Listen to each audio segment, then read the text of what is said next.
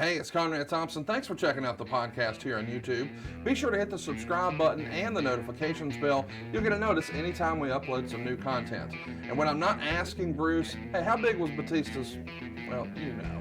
One of the things I like to do is help people save money. And if you're watching this video right now and you're in a 30-year loan, man, you're overpaying your single biggest bill and you may not even realize it. I want you to do a little experiment for me. Take your calculator out, multiply your monthly house payment by 360 payments. That's how many payments there are in a 30-year loan. That big scary number, that's your total of payments. You're looking at that number? You know you can do better. Keep more of your own money right now and go to savewithconrad.com. Or maybe you've got credit card debt. Man, it's not a matter of if I can save you money with that. Your average interest rate on a credit card is more than 20%. And by the way, all the interest you pay on those credit cards, it's not tax deductible. Whereas the mortgage interest, well, that is tax deductible. So if you owe this debt, it's up to you how to pay it back. Doesn't it make sense to get the cheapest rate possible and the greatest tax deduction possible? Find out how much money you can save right now for free at savewithconrad.com. You don't need perfect credit. Even scores in the 500s can be approved, and it's no cost out of pocket. But maybe best of all, we're licensed in more than 40 states. We can help more families than ever before. But how much can we save you? Find out right now for free with a quick quote from savewithconrad.com.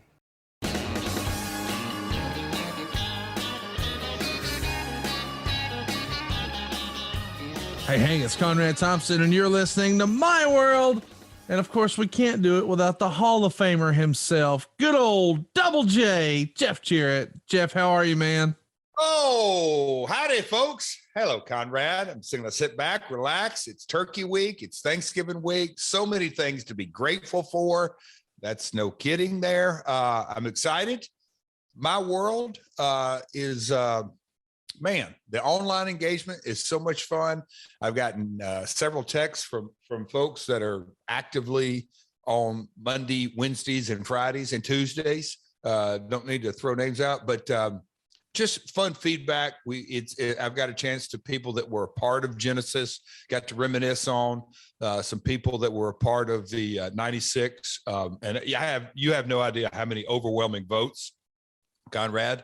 It's not even vote. It's like, yes, Conrad is just trying to get on his soapbox. He knows you're a four horseman at his heart. He's just chastising you, but there's no doubt in his mind that you're a four horseman. So Conrad, a lot of fun. It's Turkey week, my man. I always love this. Get to cook on the big green egg.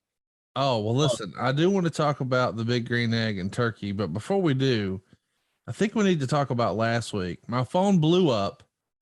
I got a bunch of feedback from people who knew you in real life, and I guess still do. But here's a text message, and as you said, we won't reveal names. The Genesis Double J show was awesome, by the way. Really good. I almost lost my shit listening to it. Completely forgot about that promo. You touched a lot of people last week when you were just open and honest, and we played your old promo from the end of Bound for Glory. It didn't air on Bound for Glory, but it was a post-match interview that was sort of down and dirty with you and Jeremy Borash. And we played it last week on the show, and just you hearing it back got 2021 Jeff in his feels. And apparently that was the experience for a lot of our listeners as well. I'm sure you heard that feedback. I did, Conrad. And, it's one of those unexpected things that have come out of the podcast, but I'll tell you how my brain works. And I'll give you a little analogy because I've thought about this and I've tried to just say, Jeff, God, just let it breathe. This is Jeff talking to Jeff, that, if you've got this white piece of paper and it's pretty white and clean and it is, and if you put a dot on it and if you give it to somebody, you say, hey, will you describe that paper? 99.9% of the people will go into great detail and talk about that black dot. They won't talk about, oh, this is pretty and it's rectangle and it's cut from a perfect tree and all the great things about the white part of it. But that one little black dot you focus on. That's me. What did I focus on this week? I focused on, as you said, I got, that brought back a flood of memories. I can remember the sort of, I remember where I was sitting I could probably take you to exactly where I was sitting, but I just remember the locker room and the setting and all that. And as we started into that, and look, listening to Jeremy's voice, knowing, and we went into it about the summer, no worries, blah, blah, blah. But what do? I put it on mute because I got, I was clearing my throat and frog in my throat and all that last week. And then, I started talking as you asked me, and I had it on mute. And you said, "Hey, Jeff, you're on mute." And to me, I ruined that part. No, you didn't. But anyway, yes, I did get several texts from that. Another buddy of mine called it a sleeper episode. So anyway, it was unexpected, just didn't expect that out of the entire episode, but it was fun to relive that event as well. It's such an interesting process going through these episodes with you, because what's the old cliche? Life's like a box of chocolates. You never know what you're going to get, sort of deal. Well, you never really know what you're going to be talking about on one of these episodes, because the Genesis episode, most people would just assume, well, it's about one pay-per-view in particular. It's about Samoa Joe and Kurt Angle, and it is. But what we're really doing is carrying you through your real life experience of working in the wrestling business, which is why we named the show My World with Jeff Jarrett. And we're going to welcome people into My World when we talk about your experience working with Deborah. But before we do, I'm interested to know about how you're going to be working with the Big Green Egg. Of course, Eric and myself, we used to both be Big Green Eggers. I guess we still have them, but we're more rec tech people these days. But you're still rocking that Big Green Egg. And if I had to guess, you're going to be smoking a turkey this week. Did I nail it? Is that the plan? Oh, without question. And before we get into the green egg, because I could make a whole podcast out of that. I love it. But it is, as you were sort of talking earlier, and then I just responded, but a thought came to my mind about when you said My World. Not many people can even research. So I'm going to give huge props, huge applause to Derek in the research, that he put the link in the notes, gave you the opportunity to, I don't even know if you listened to it beforehand, but anyway, that's kind of the magic of the Conrad and ad-free team. The research on last week's, you can't really, that isn't in the sheets and online and the Google searches of the world. Maybe it is if you go really granular, but anyway, so we had our dust up based on some, what I thought lack of research. So today I'm going to give research props. Okay, now on to the Big Green Egg. You want to respond to that, Conrad, on the research, or no? Just move on. Just want to know what you think about fucking turkeys, Jeff. Just talking about turkeys. So I love it. I get up. Look, you and me go long answer, short answer. No, I'm kidding. Now, what's the process? Do you brine the night before? Do you inject? Yes, go through all of that. I get it and unthaw it. I'll start unthawing it tomorrow. Monday. Yeah, Monday, probably Monday night, Tuesday. Anyway, go through the process. Have you know the Big Green Egg, that you get the pot and you get the turkey stand and you roast it. It's a vertical roaster, I think is what they actually call it. So anyway, you get the brine, get all of that, get the temperature set, wake up early, start the grill, get it on there, do it it's about a 6-hour process if I do it nice and slow and with a real big turkey, and I love it. And it's it is, to me, it's the best tasting turkey. Back in my drinking days, I used to put, baste it and use, instead of water, little Rocky Mountain spring water, if you will. But I don't do that anymore, but I still. You don't even cook with alcohol anymore at all? No, sir. Wow. No, how about that? I still use woodchuck on mine. Okay. So I still use some alcohol, but it's apple flavored. And I don't think anybody in my family knows that I use alcohol, and nobody's complaining. Candidly, it burns off. That's my OCD brain. But anyway, just no need for me to have it in the house anymore. I'll say that diplomatically. But I will say that don't you think that's sort of the trick of on the Big Green Egg? You have to keep plenty of fluid on that pot below it on the vertical roaster to keep the moisture. I think that's the trick. I've been asked, and I've thought it through a lot of times. Like, why is this turkey so juicy? I mean, it is the juiciest, tenderest, and if you cook it right in the right temperature and don't undercook it, don't overcook it, it's the best tasting turkey I've ever had in my mouth. And I'm not biased because I'd like to give props to other folks, but the Big Green Egg makes the absolute best turkey. Don't shake your head at me. Don't because you say that. I'm not. I'm just saying, yeah, I can make a better turkey than you. And I had the same conversation yesterday with Eric Bischoff, and I'm tired of you guys thinking you're damn know-it-alls about turkey. Next year, Eric and I've already agreed. We're doing Thanksgiving together next year, and we're having a turkey off. And I know you're going to be doing. I will beat both of y'all's asses. There's no chance. Conrad Thompson. No chance. No way. No way. You're in Alabama. Ask Dave Silva. Dave Silva doesn't even eat turkey. And I'm going to be diplomatic here. Just take a look at Mr. Silva and tell me he took a dump in your guest house and you think he's a turkey expert? He doesn't know what an elephant door is. Sure. I mean, he's until he went to a meat and three in Huntsville, Alabama, he had no idea what Southern cooking is. And you're going to tell me he's the turkey expert? That alone, I guarantee you, Eric would concur on me that comment alone tells me you have zero confidence in your own turkey cooking. Zero. I'm going to talk to Larry as well. You go ahead. I have made the turkeys in our family for 15 years. That's y'all's fault. That is absolutely y'all's fault. I there's no doubt in my mind. And between me and Eric, I'll throw the gauntlet down right now. A guy he's originally from Detroit, correct? Yeah. Okay, come on. Do you really think he knows how to cook a turkey? I mean, he's played cowboy out in Wyoming for a while. I love that. I knew they'd get a rise out of you. I'm just having fun with Eric, but I guarantee you I can cook a better turkey than Eric and you. I can't wait. We'll have a blind taste test with the wives. Deal? No. Not the wives.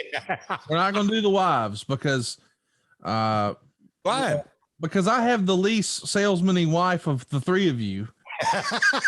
I mean, Karen is a natural performer and Lori Bischoff is a damn life coach. My wife's just going to be like, I don't care. Can we eat dessert now? But I say we get a real third party, one who will not be biased. And that's Larry Thompson. Oh yeah. Okay. Yeah. I'll have Jerry come along. Whoa, hang on now. Larry Thompson likes you more than he likes me. That's not true. So I'm just saying, he wouldn't know what's what, by the way, because, well, now I don't know. Do you go real bland? I mean, what's your flavor? I just assume it's like you're wrestling. It's vanilla and flavorless, right? You know what? This chastising. Yeah, I'm going to give you. I go Cajun Creole. Huh? I go Cajun Creole. I go spicy. I'm going to beat your ass. That's why Silva loves mine. Oh, you go spicy turkey. I go spicy turkey. I inject it. I rub it, the whole deal. Yours be ready this week. They're on Turkey Day. Yeah. We eat at 1:00. So mine will come off the grill at 12:30. Dadgum. You know, and I'm going to Cleveland on Friday for AIW and WrestleCade this weekend. I would say I'd run down to Huntsville and eat some of your garbage turkey. I feel strongly that saving money is important. You know, if it's not something we worry about now, boy, we are really going to worry about it later. And I want to help you get out of debt faster and do it with cheaper monthly payments. I'm talking to you if you're in a 30-year loan. Now is the time to take years off of your loan. We're routinely helping our listeners cut 5, 10, even 15 years off their loan. And you can do this without perfect credit with no money out of pocket.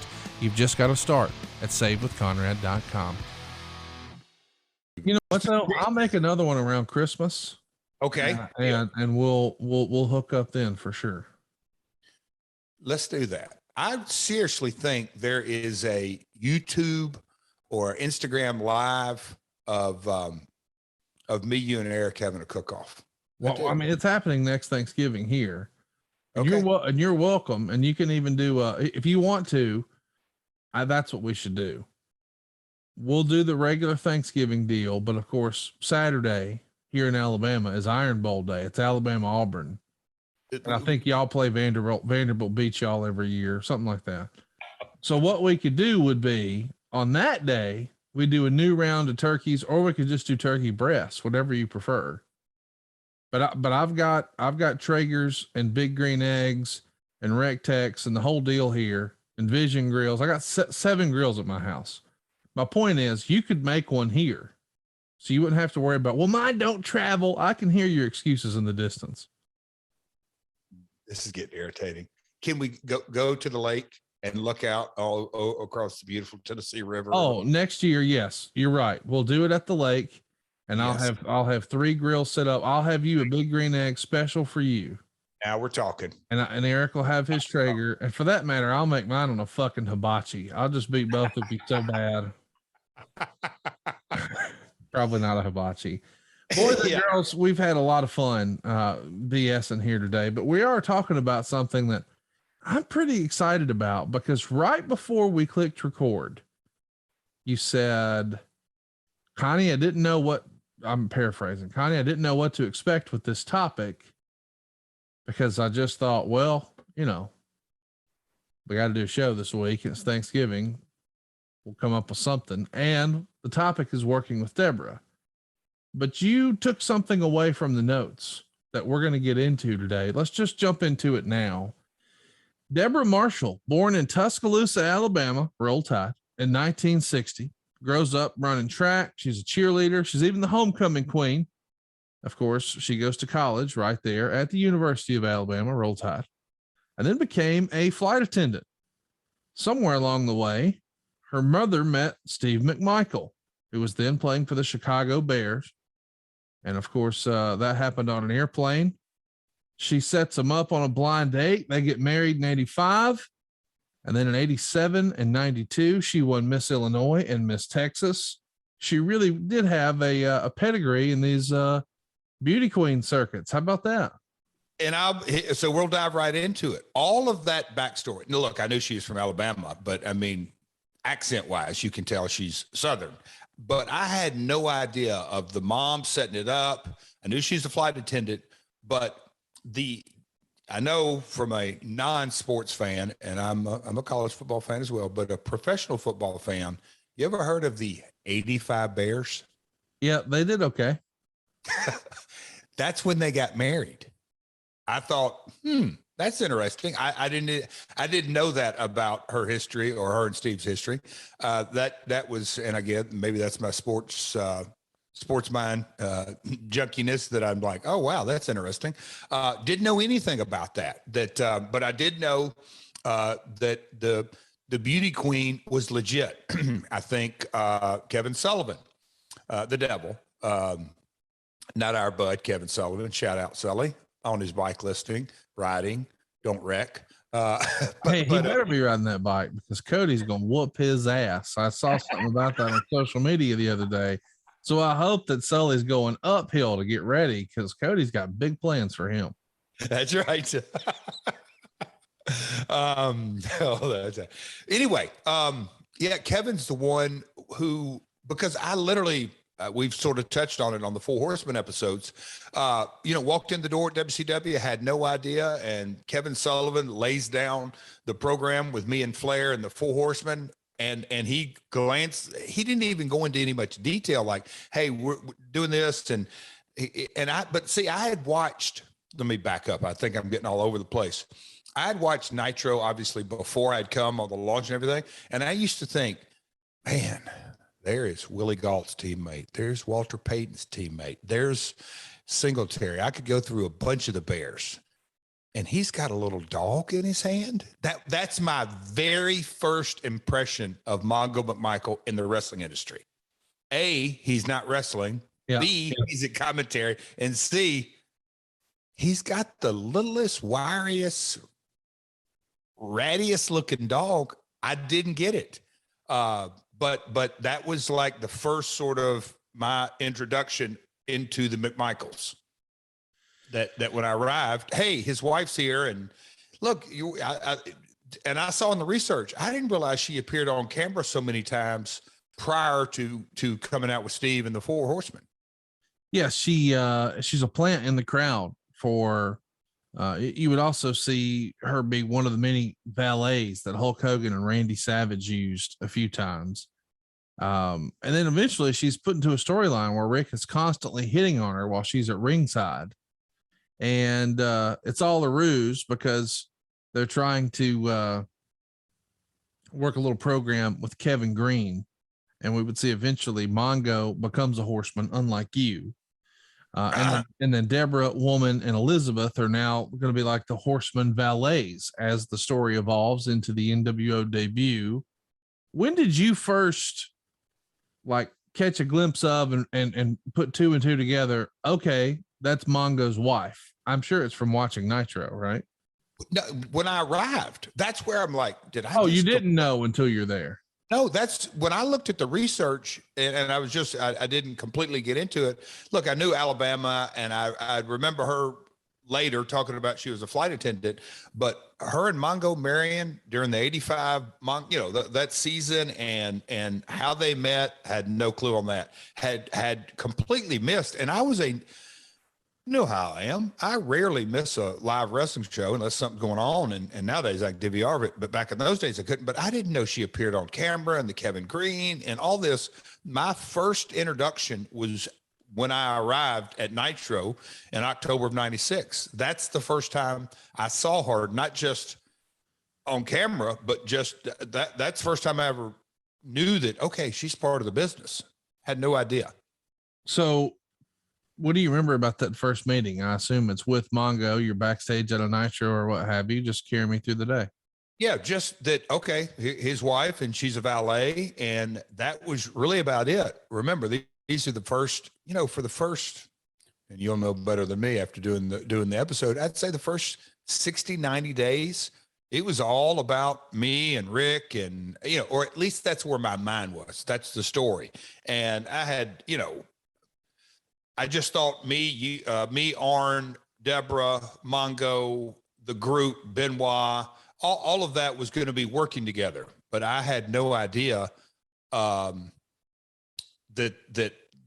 Sullivan had this storyline. He never told me in detail about it at all.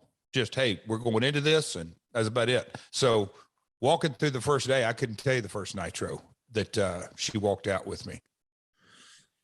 Did you, what was your first impression of her? I mean, just a nice guy's, wife or what have you, or did you get to see any of her work? What did you think of the presentation of the beauty queen character, if you will? Just carry me through your first impression.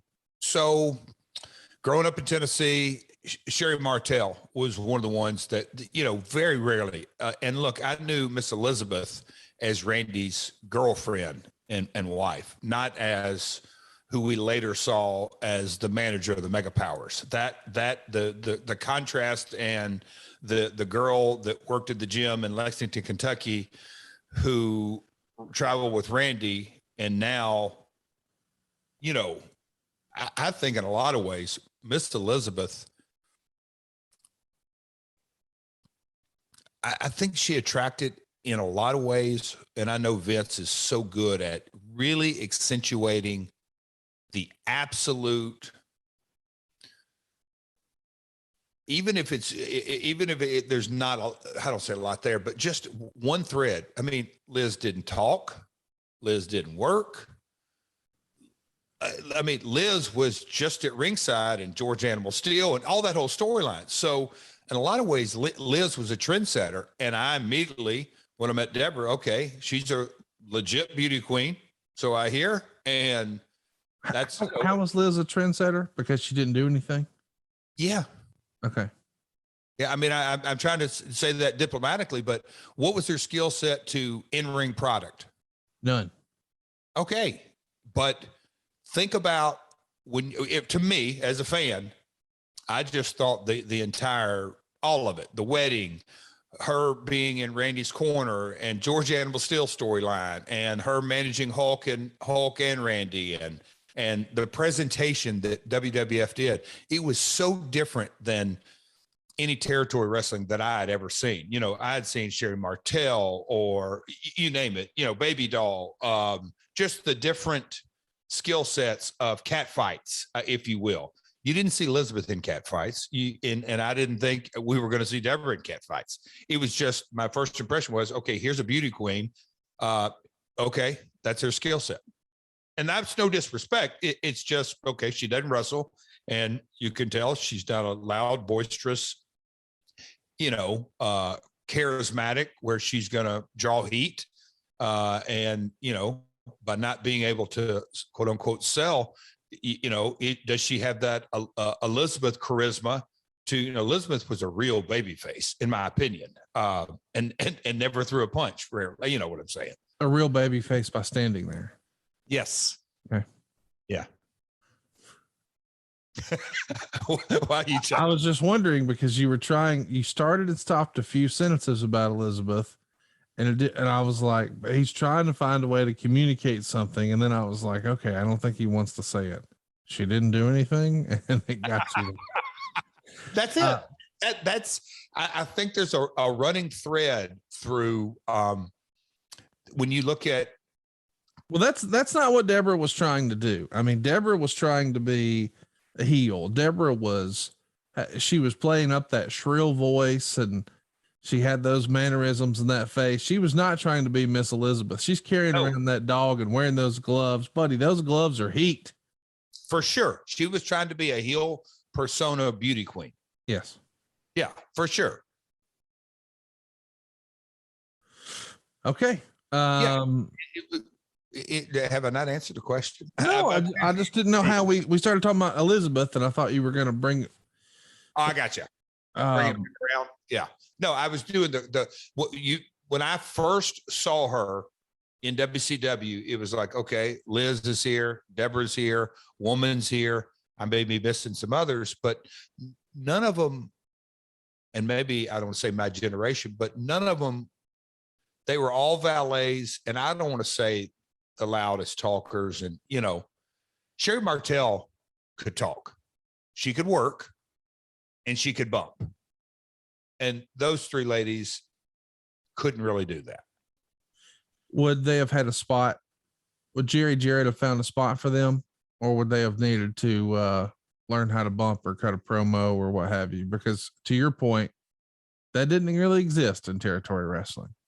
I mean, if you couldn't at least cat fight, at the bare minimum, physicality is what I'll say. I mean, physicality, because at the end of the day, and as we got into, and we'll get into later in this episode, watching two guys fight in a bar, about 80%, 75%, I'm not good at guessing, maybe sometimes as low as, if it's late enough, 50% of the bar will watch. If two women go at it,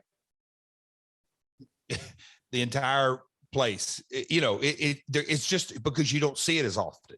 And there's hair flying, and they could be in heels, and they're not dressed appropriately. All the visuals of, oh, wow, they are really going at it over here. And that's the drama, because most of the time there's a love interest involved, or a double cross involved, or they're fighting over a man. And these kind of stories have been around since the beginning of time. Let's talk about your first impression as her as a heel, when you actually get to see her do some mic work and wearing the gloves and the crown and the little dog. And did you recognize right away, that's gonna piss some people off? Yeah. And here was my this is not so much coming out of WWF and Vince, but certainly that was on top of it. Look, here's probably the best example analogy in that, certainly in the territory days. I thought Deborah, from the very beginning, she didn't have a background or a concept or an understanding of the industry. And I say that with complete respect. She needed a Bruce Pritchard, a producer who would take her aside and not spend 5 minutes. That don't cut it. I'm not saying write a script for her and hand it off and say, hey, go do this word for word. That works in reverse, because then you have a inexperienced bad actor reciting lines, which is much worse than an inexperienced bad actor just riffing off the top of their head, at least saying what comes natural. But to my knowledge, I never saw Deborah really produced other than a couple of minutes. And she would come to me and I'm like, hey, I'm not the one to produce you. That's not my responsibility. Because I knew right away, you're dealing with Kevin Sullivan, you're dealing with Mongo. There's nothing that's good that's going to come of it. And I'd just say, hey, it's not my responsibility to do that. But when I saw her talk, a lot of times I would know where she wanted to go, but I thought her ultimate delivery needed a lot of work. And I say that out of complete respect for the whole process. She needed a Bruce Pritchard, and Bruce has a unique skill set because he can be wrestler A personality 1 minute and then literally jump across the scene and go into wrestler B personality and then jump across and go wrestler C and deliver the cadence and the timing and all that, which good producers, great producers can do that. And, there's other folks with that kind of skill set. Lawler had a unique ability to that timing and everything to produce things. I never saw Deborah produce that way. When you start working with her, did you feel like, hey, maybe I could share some things with her? Or did you think maybe that wasn't your place? It definitely wasn't my place. And again, Mongo, it didn't take, again, I'm a huge football fan. There was a big bet that my grandfather, Eddie Marlin, made in the 85-86 year about them going undefeated that he made with Lawler. And he said after like week 3, they're going to go undefeated. And so it was, until my grandfather passed away, is one of the things, it's one of those stories that he always remembered. So a big NFL fan, big Chicago Bears when they were dominant and all that. So my first impression of Mongo was, oh, dude, here's this all-pro legendary lineman, but now he's in the wrestling business. Right. And that skill set doesn't transfer. Football players and being able to dance in a wrestling ring are completely two different skill sets. And a lot of times they don't mesh. And so, it's not like Mongo is going to go to the power plant. He was literally on the job training. So I thought that was tough, along with his wife there, along with the entire landscape of WCW, corporates, you name it. We've gone into ad nauseum about that environment, and you do it on 83 weeks, I'm sure quite a bit. But it was, I knew I wasn't getting in the middle of any of that. It's also worth mentioning that Mongo liked to party. And in this era, well, he was a horseman. He was doing his fair share of partying.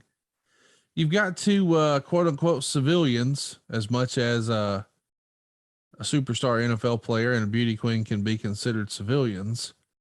And Mongo was notorious for traveling with like a pocket full of cash. I think Flair used to say he would just carry 10 grand on him at all times, sort of Gorilla Monsoon style.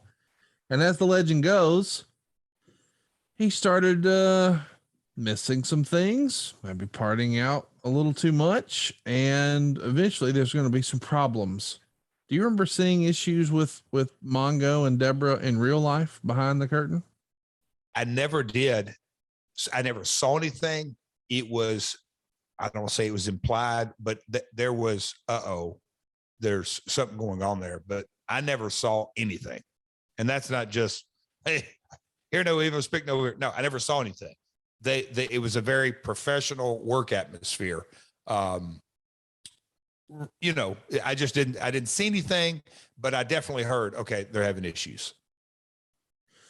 Did you see her struggle to fit in with the other women? There's on the other station, there's some pretty serious stuff going down with the Sables and the Sunnies and the Luna Vachons.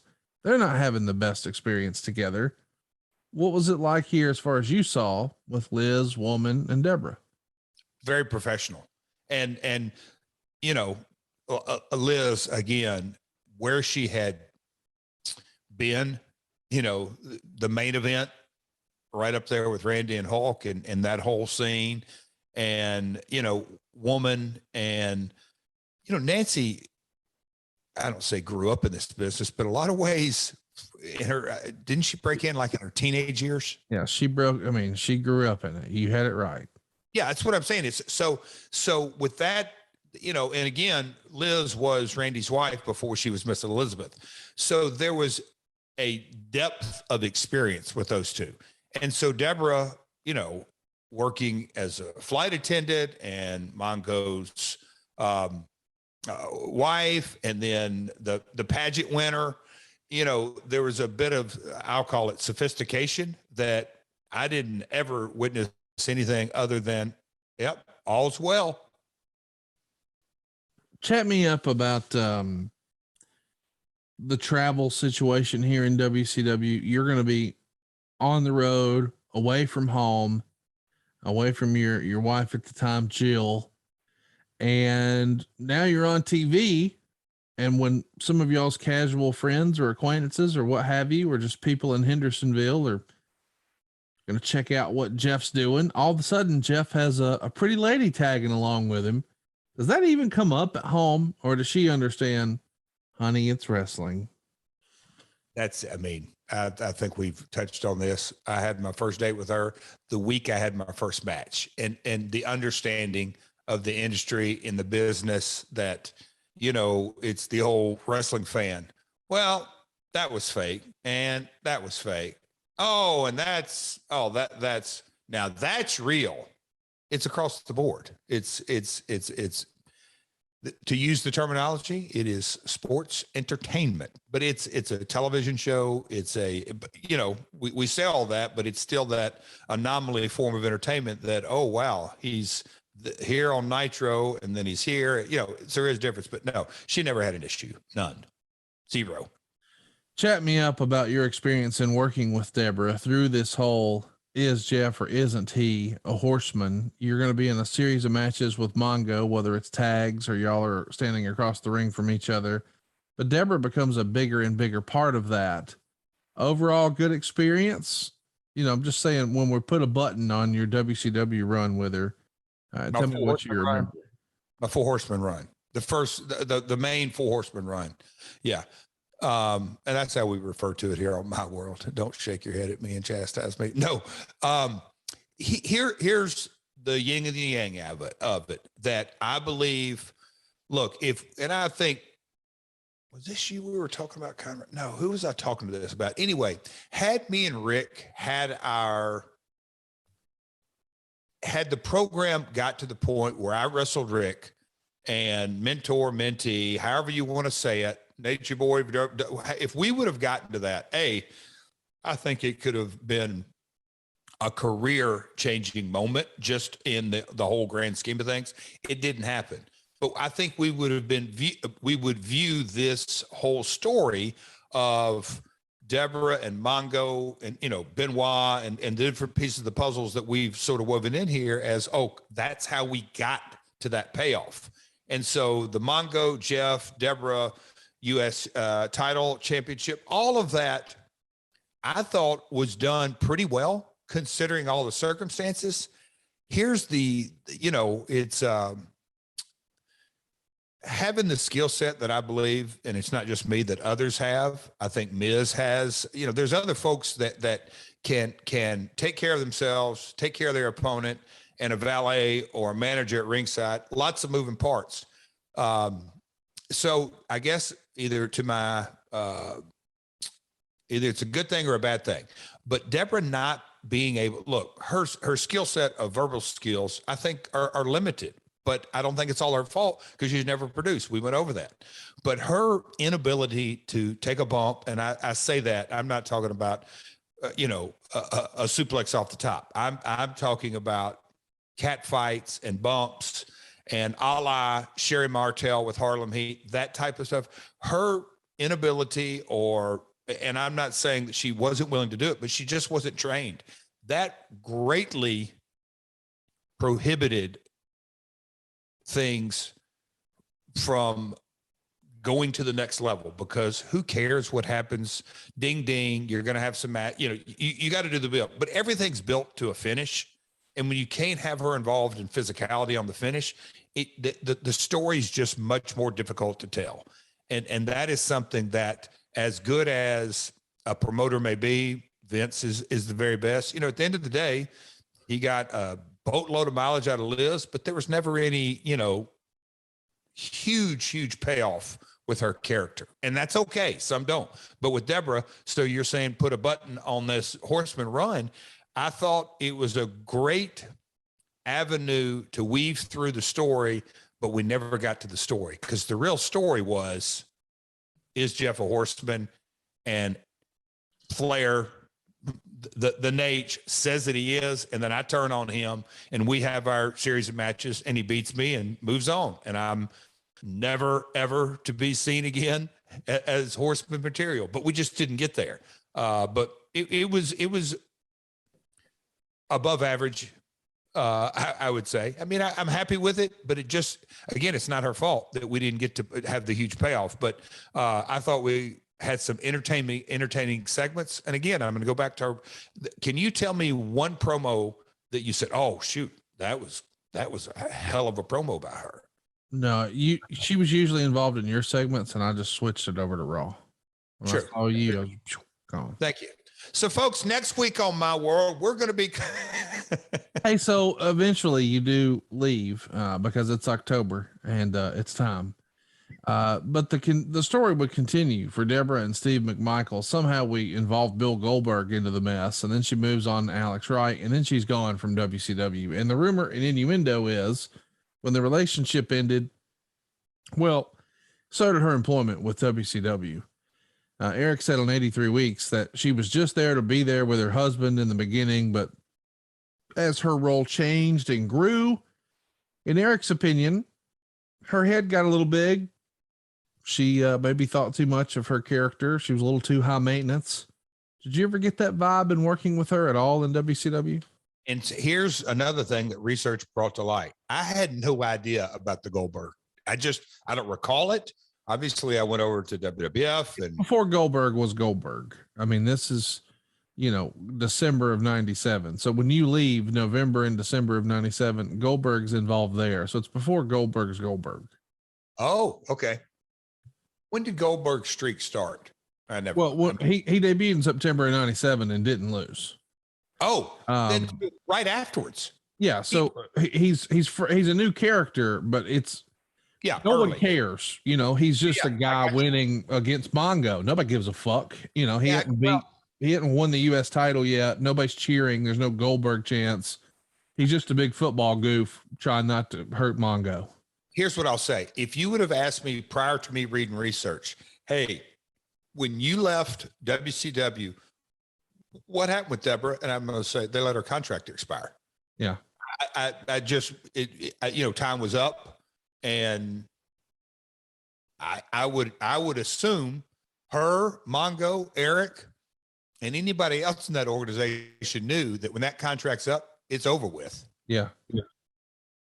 But again, I didn't know all the Alex Wright stuff, and shout out to Alex. He's a listener. So when you find out she's officially no longer with WCW, do you bring it up? Does JR bring it up? Does Bruce bring it up? Does Russo bring it up? How does this become a conversation where Debra McMichael is going to be with Jeff Jarrett and the WWF? Here is, because I racked my brain on this. When did I actually, I had no idea, obviously, when her contract expired, but I can remember Vince calling me. I'm almost positive it was the day before Raw and said, hey, we're going to put Deborah with you tomorrow. What? Okay. When did all this happen? Oh, she's been calling quite a bit. Like calling the office? Oh yeah, Jeff, like a lot. I'm like, well, okay. And I'm like, okay, again, you know me, Conrad, what's the plan? Yeah, I don't know. Yeah. It's like, I don't know. I'm like, okay, so that's how we're going to do it. We're not doing any fanfare, any build up, nope. Okay. I mean, that's how seamless it was. And when I read the notes, so she was calling Bruce as well. She used to call every week to the HQ looking for work, trying to get into the biz. And She makes the debut on October 19th, 1998. So you had been back in the company for roughly a year. Yeah. And the big promo happened in October of 97 with Austin 316. You can check that out in the archives, including maybe one of our best podcast fights ever in the history of adfreeshows.com. But here on the show, this is the infamous episode in 1998 where Austin would kidnap and hold Vince McMahon hostage. So that's what most people remember it for. But Deborah's making her debut here. And remember, the last time we saw her, she was a beauty queen. She wore a sash and an evening gown and a crown. But now she's got a suit jacket and a little pencil skirt and this new look. Jeff, what'd you think of Deborah version 2? And I guess you're saying Deborah version 2 is from a beauty queen to a business suit. Yeah. You know, I don't ever remember having a real conscious thought like, oh, different look. It's like, okay, the Attitude Era, and we've gotten into some of it, but I know in future episodes we'll really get into the NWO part, not NWO, the NWA version of Double J and the Tennessee Lee version of Double J. You know, I came back promo. So going through all of that, and then, okay, the head shaving in August of, is that accurate, Conrad? I'm trying to think. 98. Yep. Am I right on this? I just want to make sure, because I had my haircut and now Deborah being put with me, I'm like, okay, where's this going to go? Right. I had no idea, but the business suit was, I guess you could say, appropriate. That what else would she wear? Because I just don't think the beauty queen. Well, they didn't going to cut it in the Attitude Era, you know. No, that's what I'm saying. Yeah. At all. And I thought it was appropriate. I mean, there's no other way to say it. We're trying to leverage sex appeal here in the Attitude Era. So we're going to have to show off some legs. We're going to have to show off some other things. And I think Jerry Lawler's probably going to start hooting and hollering and help us with some of that. But were you concerned as far as the presentation goes? Because you had, basically every sort of second there was at one point in another in Memphis, I'm sure. Were you worried that having the big blonde hair, the other feminine attributes highlighted, were you concerned, hey, is this going to add to or take away from my presentation?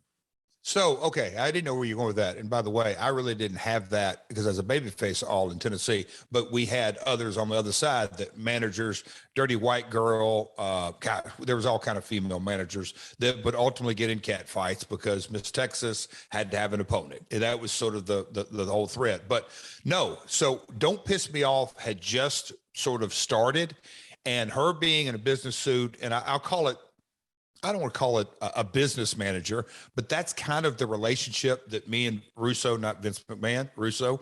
And I think I need to start referring to them as Russo and McMahon as opposed to Vince. So listeners, and also keep my brain straight. But that was kind of the conversation that me and Russo had in the very early that, yeah, there was no discussion of love interest or any of that. It was, Jeff, your don't piss me off mentality.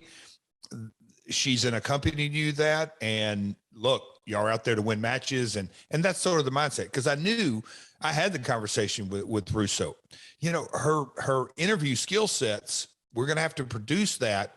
And what she says, how are we going to evolve into that? And he's just like, let's take it a week at a time. And I'm like, completely agree.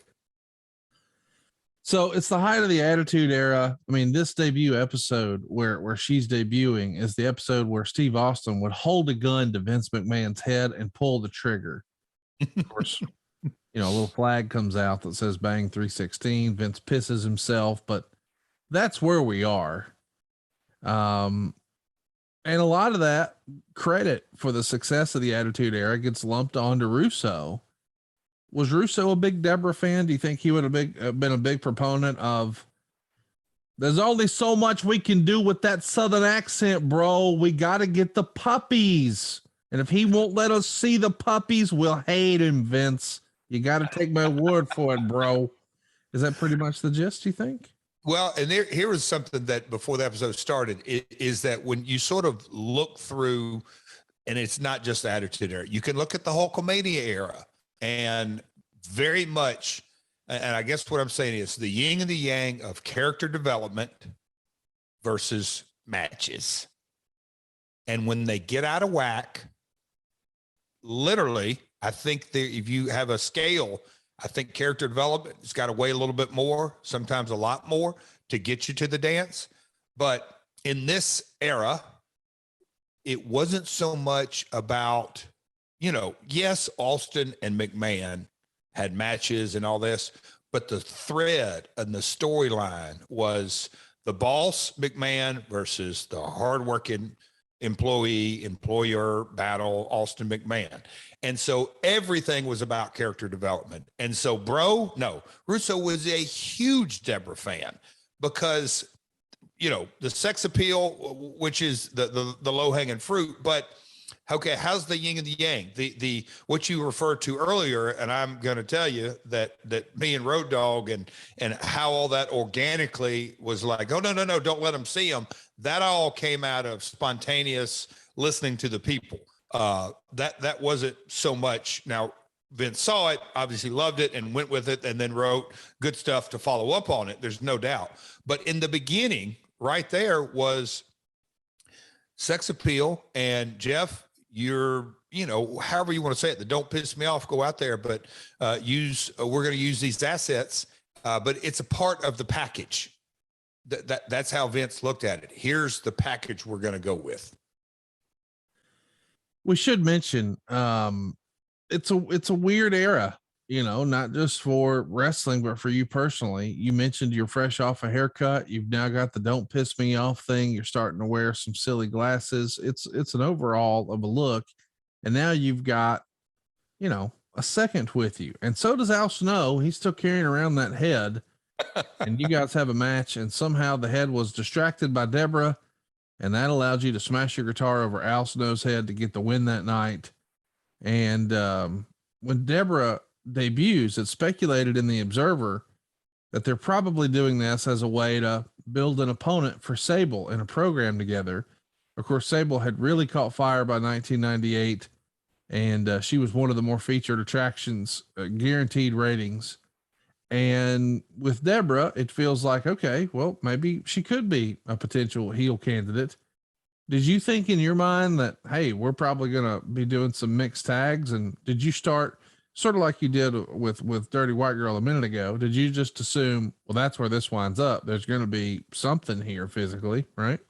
With for sure, Conrad, without question, you definitely are learning, understanding my brain. It's like coming in the door and me being relieved. Oh, I'm not an NWO member, because it's really crowded over in that house. I get to be with the Nature Boy Ric Flair. Sign me up.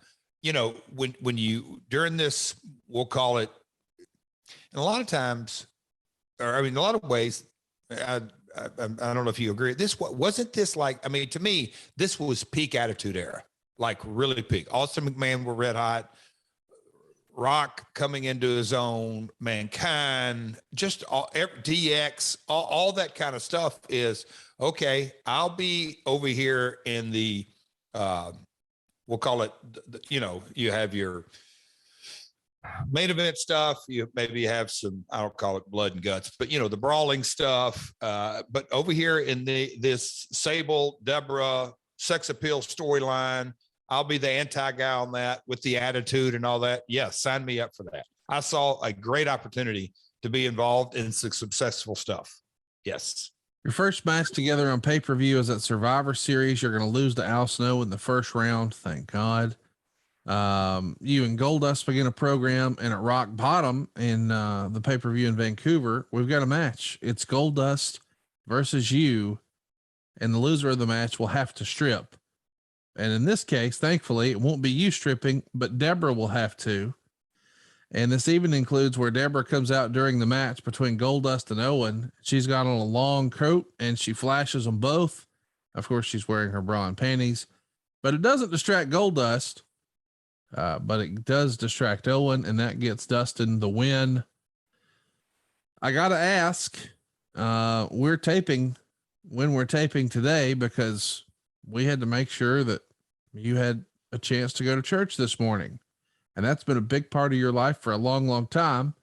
And now all of a sudden, as a married man, you've got a buxom, scantily clad lady who's maybe flashing people as part of your act. Is this something you have to at least discuss at home, or maybe on a Sunday morning in a small group of folks, or what have you? That's a whole nother discussion, but it's a church that I'm not affiliated with now. But there were, look, I'll say this with all diplomacy. There were definitely multiple questions asked at the church that I attended at the time, not just about this story, but about wrestling in general. And it goes without saying, the Attitude Era brought that out in so many ways, because it was shock TV. And folks that didn't really live it. I saw a guy at Publix the other day, and the guy was in his 40s, and he's got a 10-year-old, 12-year-old son, and the son watches the network, and he likes the Attitude Era, which blew me away. I said, "You like it better than?" "Oh, yeah." I said, "Well, do you watch AEW?" "Yeah." "Well, do you watch Raw and SmackDown?" "Yeah." But okay, so we got AEW, current WWE, and Attitude Era. What do you like better? And he goes, "Oh gosh, Attitude Era by far." I said, "You weren't even born then." He said, "Yeah, I know." I said, "Well, tell me some of your favorites." And then he rattled down NWO, Goldberg, DX. And I was just going like, wow, it resonated then. So I say that during this time, there was so much different presentation in the crowds, but I'm going back to sort of this running thread.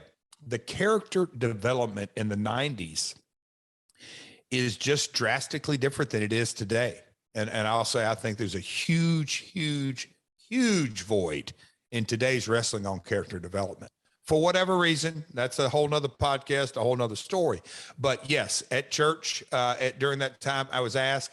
Jill, not so much. She understood. She had to, she really got her feathers ruffled one time when somebody pulled her aside, and she goes, "Now, wait a minute. What is happening on USA Network? You realize that's a television show." Yes. "These folks walking in this back door over here, are you pulling them aside?" I mean, she was really upset. "You pulling them aside because I'm not sure they're, but it's life." But that's how hot the industry was, is that it was very much, and I say water cooler talk, and I think that's doing it a disservice. It was a top of a conversation, and, goes without saying, the Monday Night Football ratings were down. Was it because of Raw and Nitro? But and it was pre-streaming. So there's legitimately about 15 channels that everybody watches. Yeah, there were 70 or 80 on your dial, but all that. So it was a big topic of discussion. The business was on fire. But to circle completely back, Jill didn't really have an issue with it, but others did. And it took some explaining. There's my reply. Did you have an issue with it? Damn what everybody else thought. Were you able to reconcile? It's entertainment and I'm okay with it? Absolutely. Entertainment. And that's maybe a blessing out of the industry that, my grandmother, again, a promoter who made her living off of this, used to hate when I'd get juice. I mean, with a passion. And I would, I called her Teeny. That's what everybody called her. "Teeny, this is a part of the industry." "Yeah, but I hate it." "Well, okay. Is it because I'm getting it, or because, are you mad when somebody, oh no, they can do it? Oh, because it's just your grandson," which made no sense to me. And we would sort of laugh and cut up, but it was personal to her. It's the wackiness of our industry that here she is, a promoter.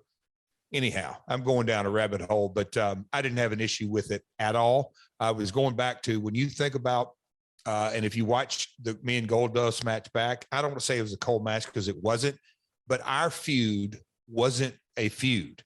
It was built around this striptease. It was built around the characters of Goldust and Double J with Deborah. That's a real magic that this era of wrestling had. Make sense? Yep. I want to ask about Owen Hart. Owen is going to be involved in what you guys are doing. You guys are going to be a tag team, and He is well known for being a big family man, and I know along the way he became one of your very best friends. How did Owen think about the way Deborah was presented? Did he feel like it presented any opportunities for problems at home for him? You know, Conrad, and I've thought through this, and I don't say I've saved this for my world, but this is a much better platform to say it, in that Owen Hart, the family man, the husband, the father, the brother, the uncle, and I've said it many, many times, how much integrity just the human being had.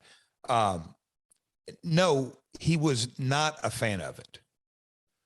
But there's also another side to this whole picture, in my opinion. Owen was part of a tag team called High Energy.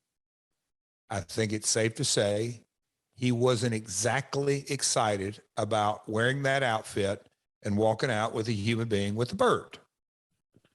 He was also the Blue Blazer. I don't think Owen was thrilled to be walking out in a blue mask as a mass wrestler during that era, but he did it. So Owen and his skill set, I think, is best seen in WrestleMania 10 against little brother, big brother. Owen is a wrestler's wrestler. He's a pro's pro, and he can be a heel or a babyface. But born and raised in Canada, and that style of wrestling of Brett and Davey Boy and Dynamite and Owen going to New Japan and cutting his teeth, that's what molded him into the talent and the professional and the pro's pro that he was. So when me and him got to tag team, we were two wrestlers going out there tearing the house down as wrestlers. Having a second or a sidekick or a manager or a valet never fit Owen, in my opinion. And I think that's how he viewed it. Does that make sense? Yes. I guess what I was driving at was the idea that she was female and maybe a little risque.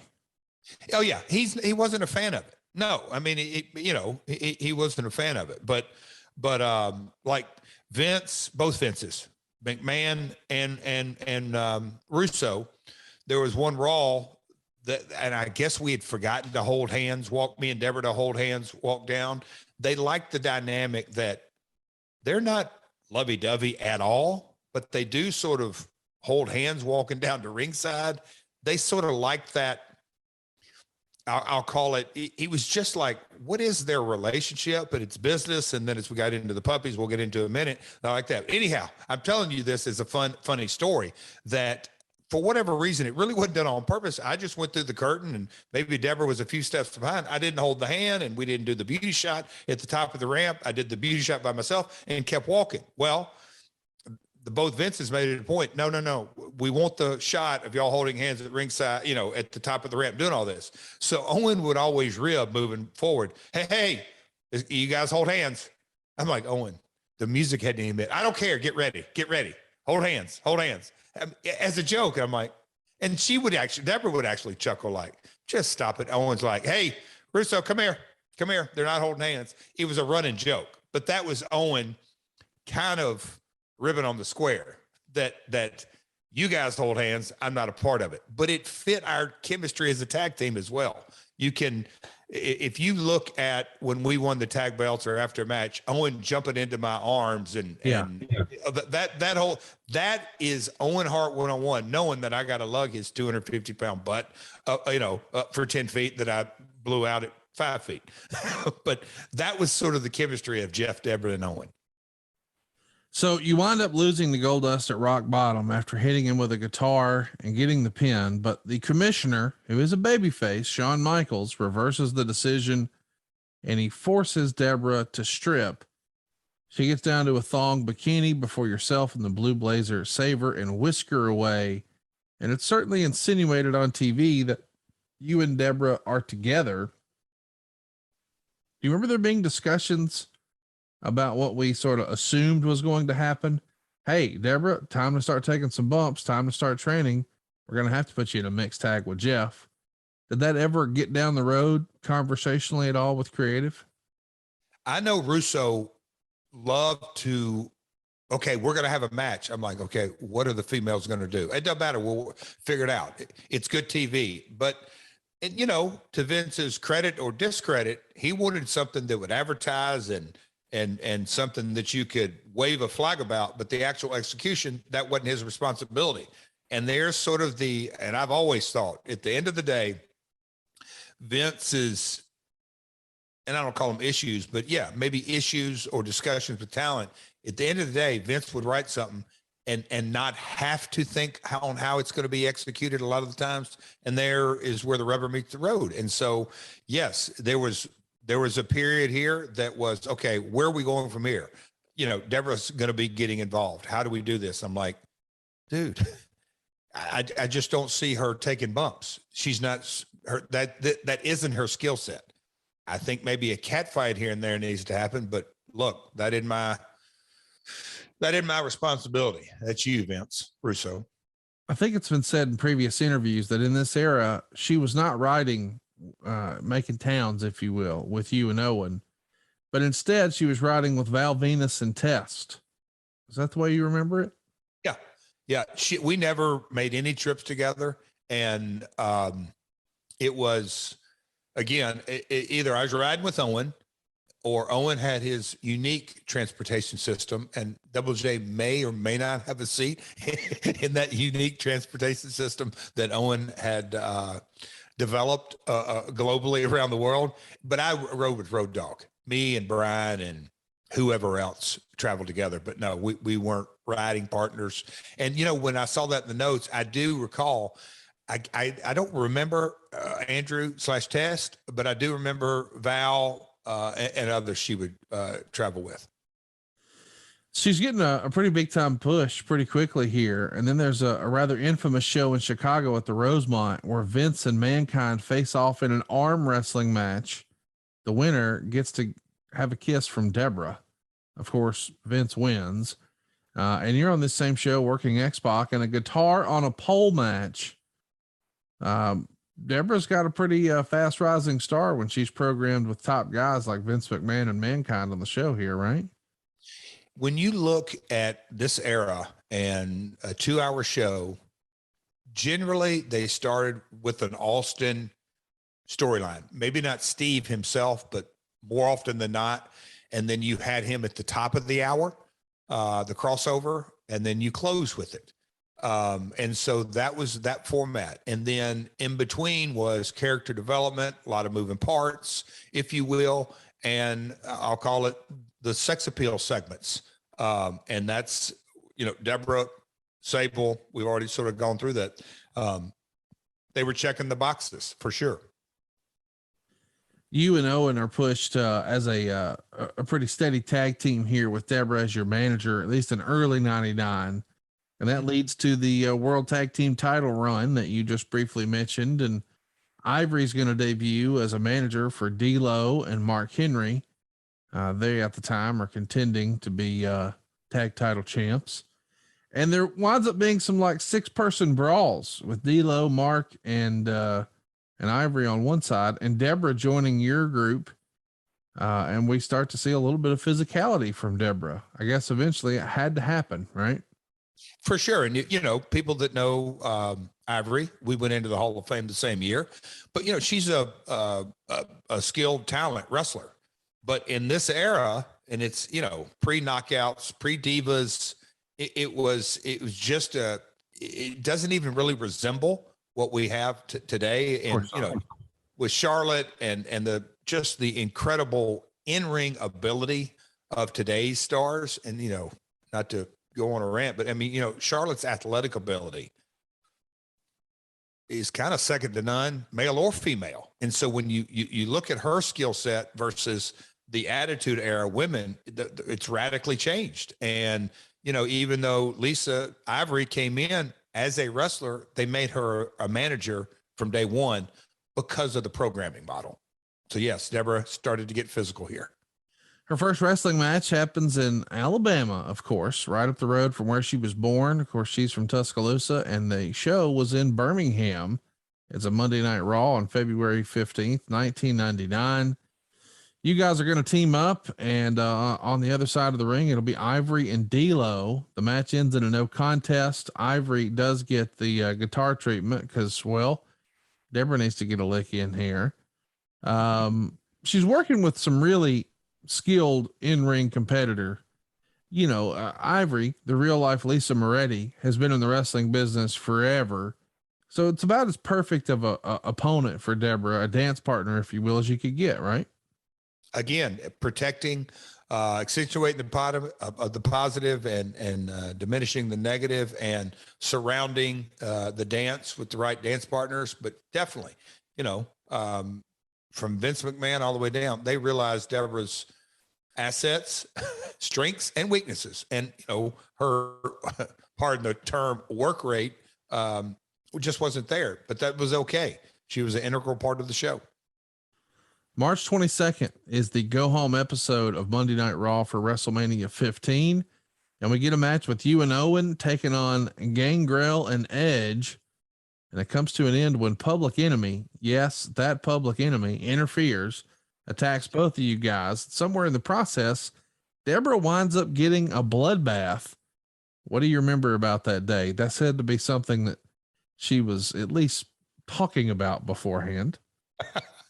I mean, it's, you know, would it work in today's era? Maybe, maybe not. But in this era, you can go back and watch. It clicked, and you know, she's got the white outfit on and the blood, and she's a mess, and sort of the narrative and the story that had been building. And look, this is the go home week. So, you know, the Rock and Austin and all the you know, that storyline. So they're pushing toward impulse buy this Sunday. And so to keep the audience for the 2 hours entertained, giving Deborah a bloodbath was pretty damn entertaining. Couple of replays and everything that goes with it. Of course, you know, she had to be wearing all white because, well, of course, her first WrestleMania is WrestleMania 15 in Philly. She's at ringside for you and Owen, taking on D'Lo and Tess. She gets involved with Terry and Ivory at ringside. You and Owen pick up the win and retain the titles. And it's got to be at least a feather in the cap for Deborah, her first WrestleMania. Do you remember her being excited about this? Yeah, I mean, again, height of the Attitude Era, you know, the venue, and yes, it's, you think, oh gosh, it's just an arena. Nowadays it's Texas Stadium and MetLife Stadium and all, you know, Orlando, all the stadiums. But, you know, it was just Ricky Morton-ish, sold out to the rafters. No, it was, and it was you know, a week long there in Philly, and all kinds of events and a lot of moving parts and so much going on. But yeah, it was a big deal for all involved. You eventually drop the tag titles to Kane and X-Pac. Not long after we see Deborah is shown flirting with Val Venus. You guys also do a UK tour here, April 1st, 1999, where we would see Val Venus and Jackie defeat D'Lo Brown and Ivory when Jackie pinned Ivory with a DDT. We would also see Steve Austin in the main event taking on The Rock.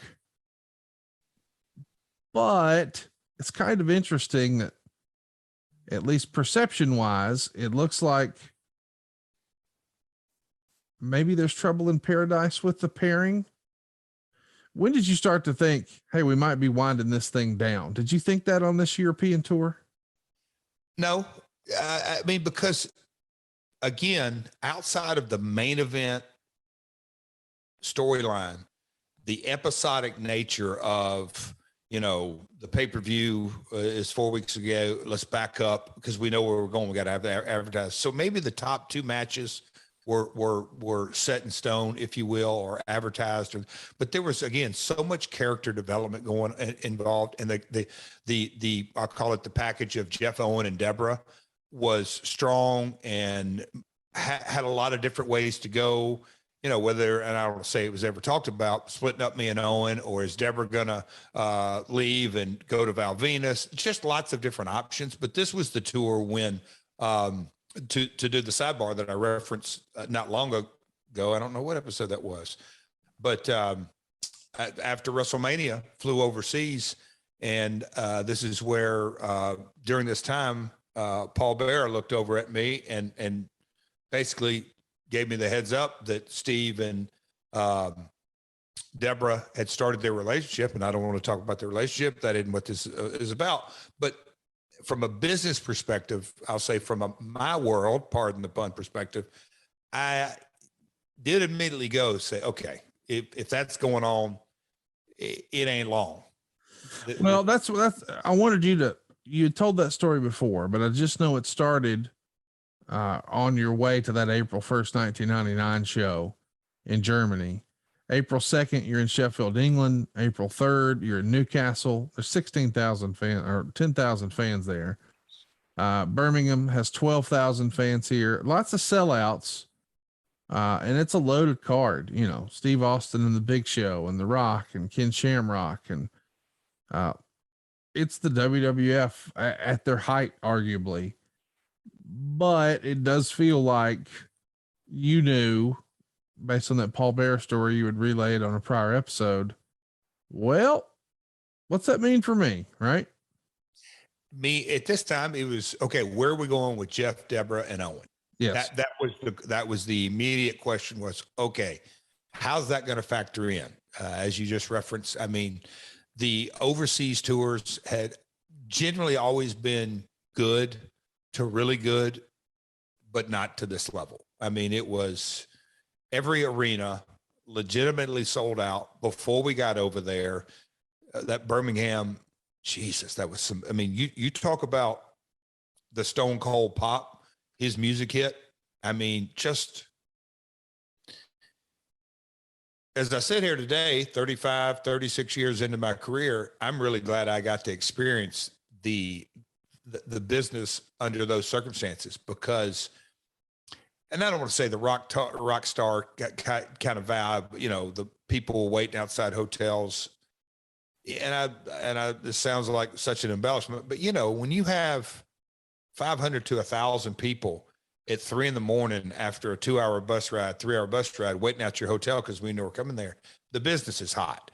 I'm not really talking about that. I'm talking about when, you know, they lower the lights 5 minutes before the first match and you just sort of hear the rumble going, that people are there and that they just want to see the very first match, and they're going to scream like crazy when they hear that first bar of the music.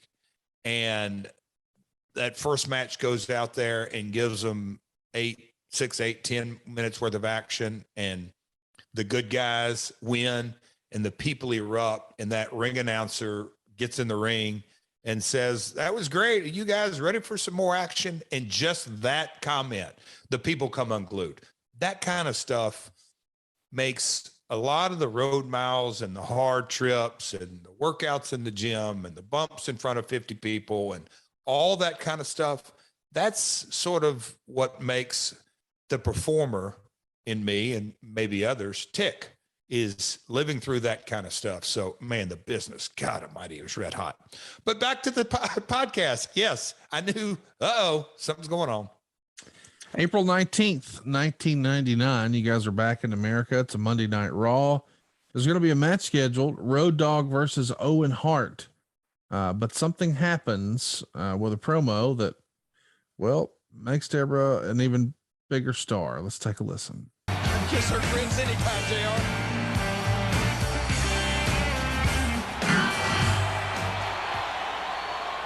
I promise I'll make it short and sweet. We have a dilemma.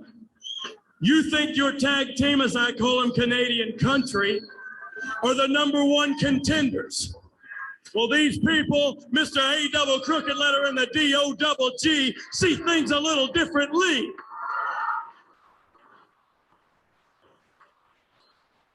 But we can settle it right here. Owen Hart, you nugget, you beat the D-O double G tonight, and there will be no contest. Your tag team will be the #1 contenders for the WWF tag team titles. However, If I whip your and everybody in this building and everybody around the world, since I'm the D-O-double-G, we want to see her puppies. What? Puppies? This can't be an official stipulation. Road Dogg can't go into business for himself. So here we go. They agree and they have the match, but you heard the crowd go unglued. Jerry Lawler made a mint off of this word. In case you're not picking up what we're putting down, we started to refer to Deborah's chest as the puppies. And we were talking about this being the Attitude Era. We're turning the volume up, are we not? Just listening to JR and the King go and the soundtrack of our childhood that so many people refer to. But I love JR's line. Oh, wait a minute. Road Dogg can't go into business for himself, which to me is inside baseball. Yeah.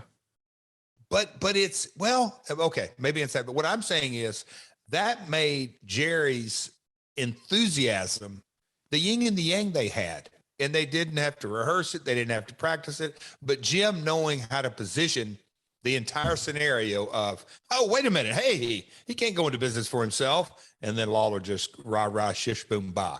And off to the races it went. It was about as 101 attitude there as you can get. We are going to push the envelope, and we're going to tell the people we're going to push the envelope as much as possible, basically telling the world you're about to see some breast on cable television in prime time. I mean, that's to drill it, dumb it all down. That was the whole shtick. We should mention that there's been rumor and innuendo that one of the storylines that Owen reportedly was not comfortable with is that Deborah, who had always been a second for you, when she starts showing up here with Owen and coming out to your music, as you heard in that brief clip, that was going to reveal the real motivation for you and Owen to split up. That creatively, wink, wink, Deborah would be cheating on you with Owen. And supposedly Owen was not comfortable with that. I think with the idea being that he had school age kids at home and, well, kids can be cruel. Is that the way you remember that? I don't. And I think the narrative and the spinning, and look, I'm not saying that wasn't.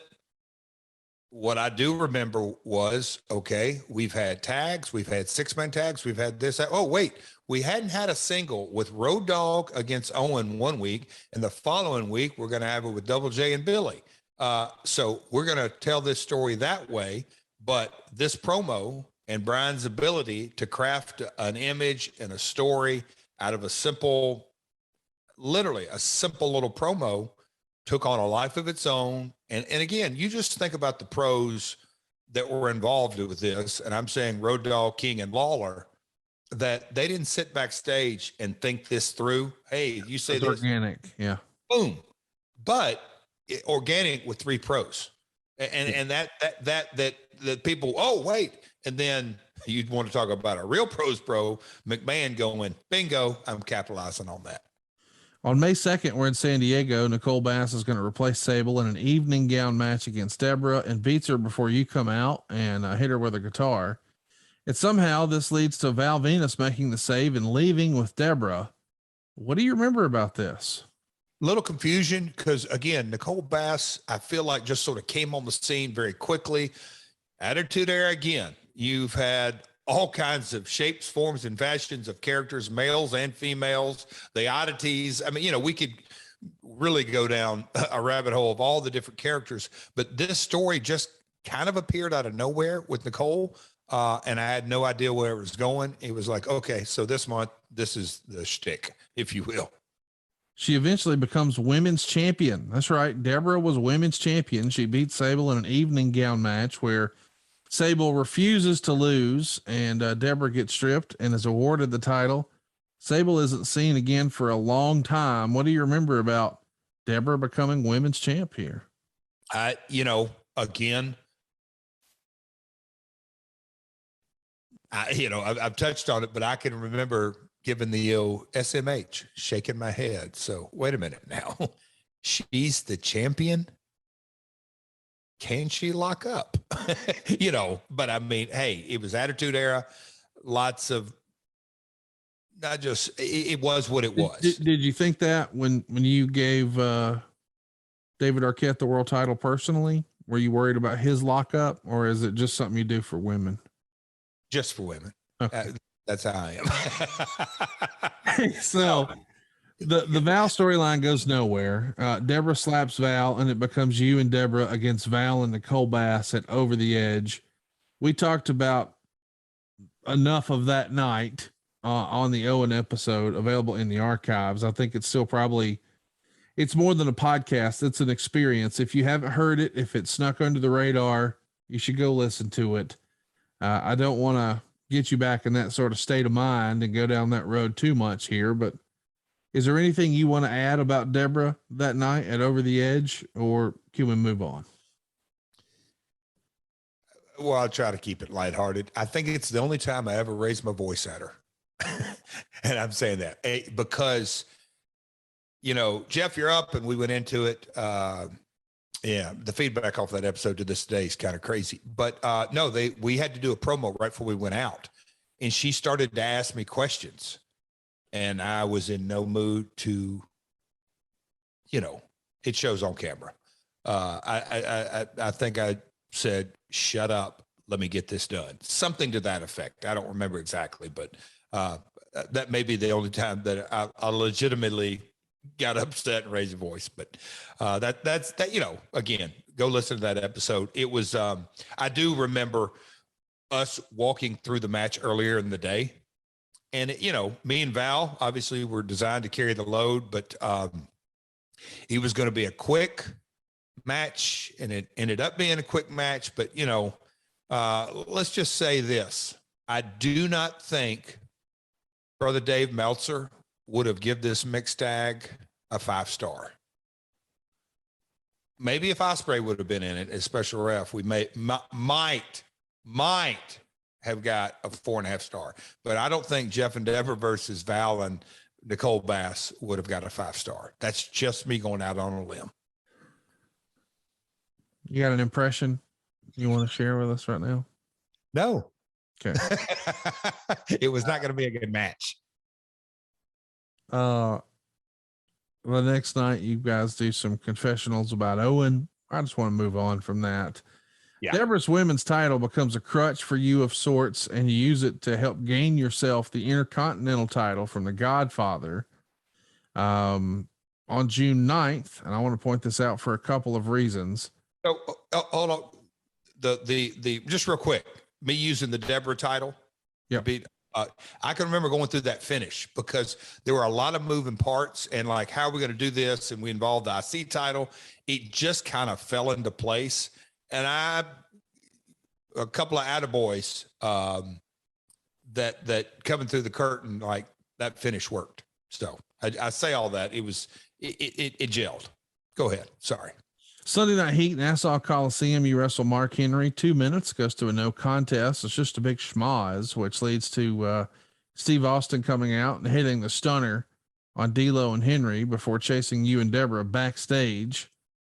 At that point, it's probably fairly official. Austin and Deborah are together. If you saw them in early April boarding a plane together, by June 9th, they're together, right? Mm-hmm. Deborah drops the title to Ivory on June 14th. I don't know that she was ever totally comfortable wrestling, but there starts to be more and more tension building between you and Deborah as you begin to act more as an ultra heel, and you're trying to get Deborah to be even more conservative. You said in our infamous Austin 316 episode, which I guess we'll finish one day, that once Austin and Deborah started dating, Paul Bearer told you that your relationship with her on screen was coming to an end. Were you seeing more of that coming to fruition here a couple of months later? Or tell me when you knew, okay, Paul's on to something. That's a wrap. So, and I don't want to put it completely if whether it was just Vince Russo or Vince Russo and Ed or a combination, but I know that I was involved in multiple conversations that me prohibiting the fact that the puppies can't be seen. And however you just eloquently said, making her be more conservative, me going that way and her wanting to go the other way, it worked. I mean, you can hear on the audience, they were like, that asshole, what's he doing? Not letting us, that all gelled. But at the same time, behind the scenes, look, we knew what was going on. So I don't know if it was this early, but the Miss Kitty discussions were on the way. That how Deborah probably going to be around much longer. Let's figure this out. I don't know. Those discussions weren't being had with me, but you could easily see that Deborah wasn't long to be on camera. I want to mention the whole issue. Not on camera, not with me. My bad. Yeah. Austin's issue or supposed issue with you. Do you think that played a catalyst in splitting you guys up creatively? Yes. In terms of not just, he never wanted to do anything with her on the show. It's a function of just making towns in real life. I mean, like, it's not like, oh, I want her for my presentation. No. Yeah. It's just a function of, hey, if she needs to be on the road with me, and when I'm off, she needs to be that sort of thing. Real life, not creative. Right. Yeah. And as the years went by and when I saw them appear on camera together, I immediately, and you'll know exactly where I'm coming from. It was, I thought Mongo and Deborah never gelled on camera, although they were real life husband and wife. I honestly don't think Deborah and Steve on camera. Nobody wanted a woman with Stone Cold Steve Austin ever. Hell no. Stone Cold was an individual badass. You don't want to think about him as a protector or a husband or a mister or a whatever, And I say this out of all due respect, but let's give a nod to Hollywood and storytelling. And since the end of time, Steve's literally his mantra, DTA. Don't trust anybody. Trust. And to me, it's almost like that marketing materials. When you read that, oh, I got it. Yeah, he drinks beer, but that asshole, that bastard, that mean son of a gun, he's ours as the working man. Like he's their guy, and he don't trust nobody. And people can live vicariously through that. And now all of a sudden, you see him on camera with a female who the world knows she was with, wrestling world certainly, but she was a beauty queen, and then she was showing her assets and Jeff and Owen all that. It didn't gel. That's a whole nother. Anyway, I was always very curious, like, how did that ever happen? Because Vince McMahon, look what he did with Hulkamania, and look what he did with the Macho Man, and look what he did with Bret Hart, and the character development. I don't think he ever envisioned, but anyhow, it happened. I knew the days were being numbered, and I don't know who first approached me. Miss Kitty, real name, AKA Stacey Carter, was from the Memphis area. Lawler's wife, we had known each other, so, okay, she's going to be a part of the package coming up. I didn't know when. Let me ask about the whole real life situation. So we sort of laid out, Austin didn't really want her creatively. He just, creature comforts, traveling and life and all that. Was it affecting your personal relationship with Deborah? I mean, clearly that's the direction we're headed creatively, but was it one of those deals where you felt like all of a sudden you were getting the cold shoulder, or did that not really happen? Well, see, and you have to, and I'm glad you touched on it earlier. We didn't really have a personal relationship. We didn't ride together, didn't sit in a catering and eating together. It was a business relationship. And that whole scenario and my point of contact, if you will, or upper management or who I reported to was the head writer, and she did too. So I had no point of reference other than, okay, we're doing this, but in the back of my mind, okay, we ain't doing this much longer. I see where this is headed. I've been around the industry long enough. So they teased the breakup between the two of you going into SummerSlam 99, but it doesn't happen. And in fact, she helps you become the European/Intercontinental champion for a whole day. And then the next night on Raw, as a reward, you give her an assistant, Miss Kitty. So clearly this is the setup for Kitty to take Deborah's spot. And in this era, you're working with a lot of women, and it's hilarious. Cindy Margolis and Moolah are probably the highlights. We've covered a little bit of that. We even talked about Ben Stiller, but it really is setting up for the big blow off. Raw is War happens on September 20th in Houston, Texas. You're teaming up with Deborah to take on Stephanie McMahon and Test. Test gives you the flying elbow drop off the top rope, and Stephanie pins you for the win. Kind of forgot that happened. It's her first match, and even she's good enough to beat you. Deborah never, that was just fun to say out loud. Deborah never tags in, and afterwards you put her in the figure 4, and Deborah gets a huge babyface pop whenever your music hits, but you're a heel.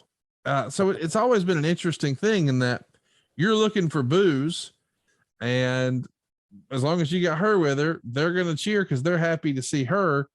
Well, let's put it into that. Let's slap her in the figure 4. What do you remember about Stephanie giving you the best match you've ever had? I'm sure. Yeah. Oh, I love it.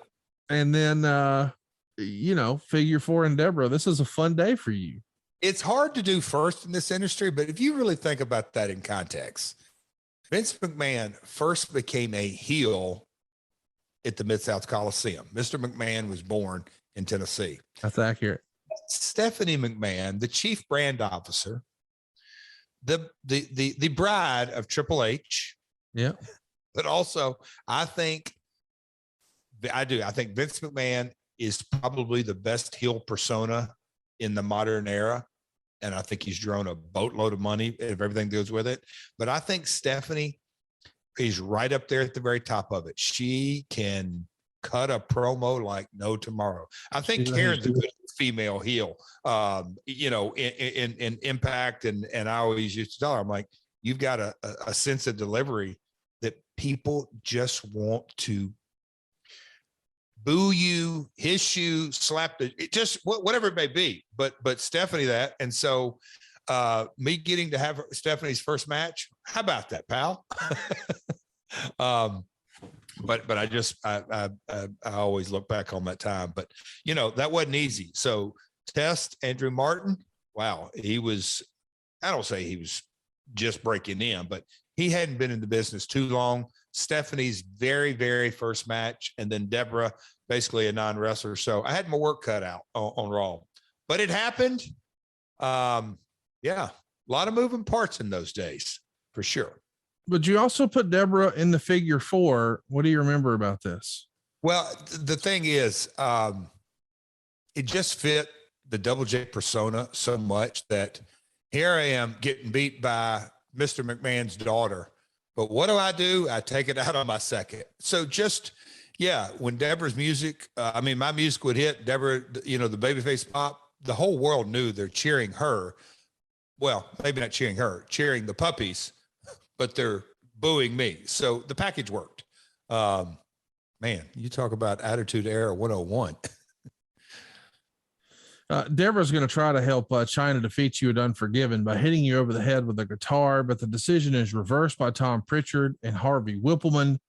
This was during the scab era of referees. The next night at Raw from Greensboro, China and Deborah team up and defeat you and Tom Pritchard after Tom hits China in the head with a guitar and falls on top of you for the pin to earn another IC title shot.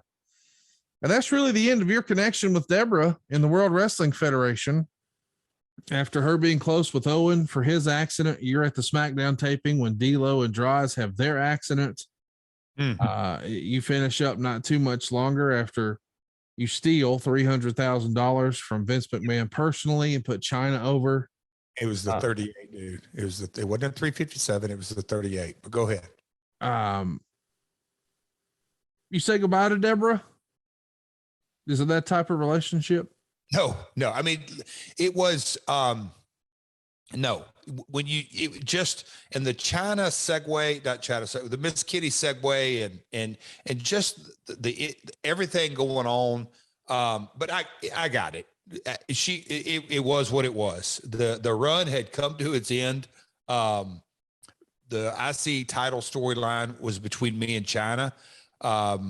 It wasn't necessarily, Deborah was not even, I don't say not a part of that story.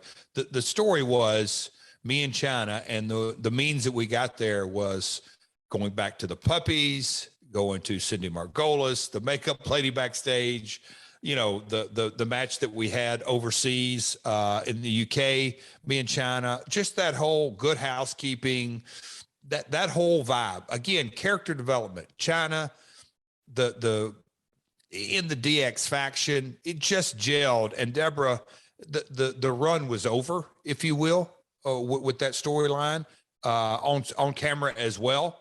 That it wouldn't have been a lot of sense because how I was degrading all of women for Deborah and just everything. The run was over, and it was a successful run. I'll say that. I just find it fascinating that she was such a big part of your run here. And, it seems like your relationship with her never was more than what it was on screen. And she's hooked up with your behind the scenes rival, I suppose. But that's not really the reason it got split up. I mean, she's over like Rover, and she needs to go be a babyface and you be a heel. And then of course you robbed Vince McMahon personally. And let me ask you something, Conrad.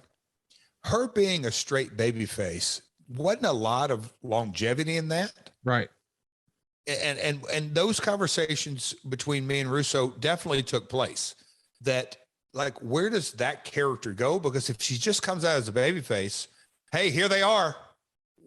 Here they are.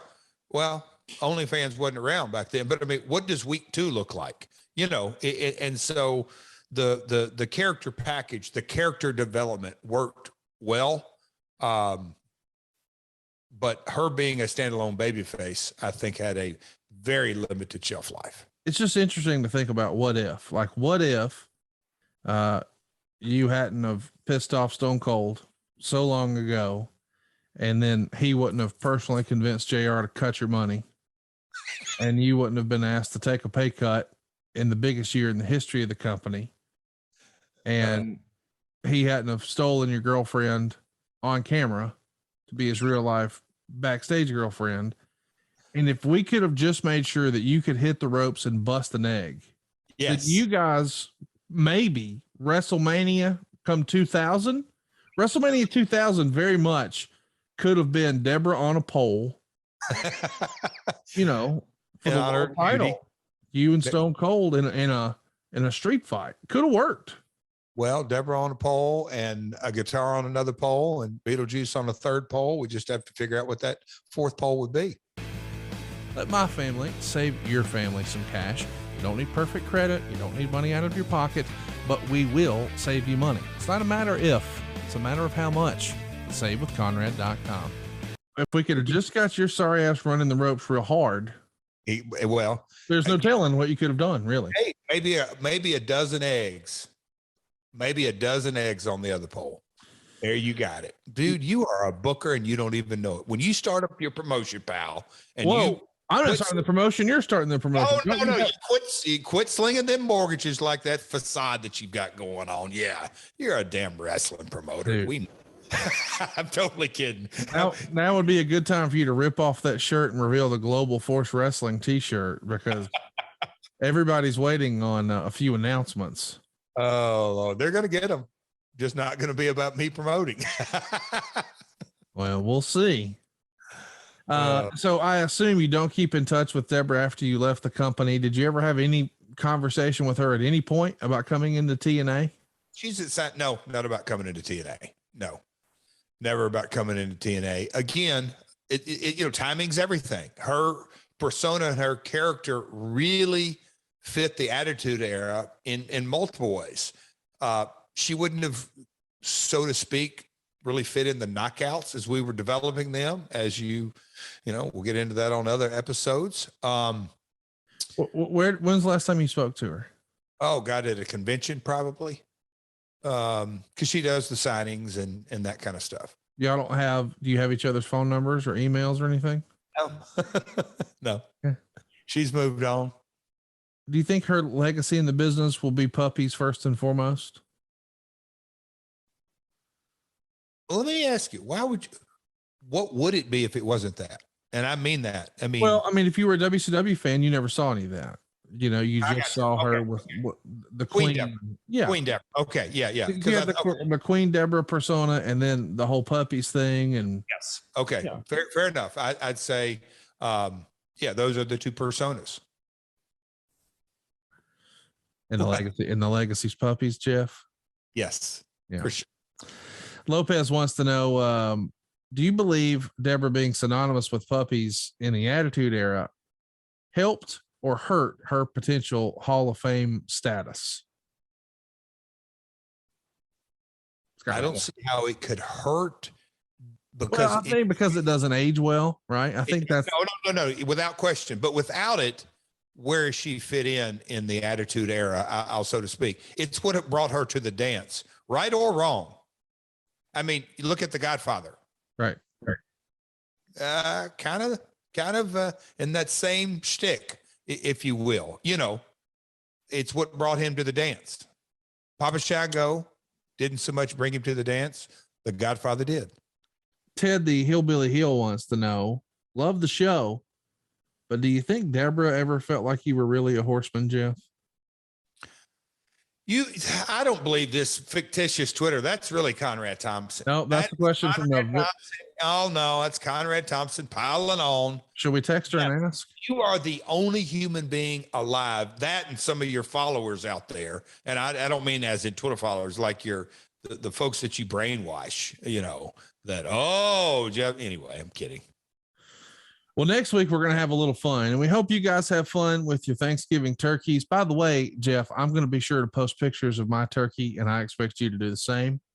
Yes, sir. I'll post it to @MyWorldPod on Twitter, and we'll see if you can do that too. We might even let fans decide what turkey they'd rather eat, mine or yours. Oh, God bless your heart. Because you've never won a poll against me, not one time. Actually think you're in you're in the running, man. Some of my delusional optimism is rubbed off on you. I can just see it in your eyes. I can hear it in your voice. You actually believe. Here's how I know. You and I had a conversation about a butcher once upon a time, and you made a flippant comment about the quality of meat. Because I was like, hey, what type of cut do you like to cook or some such?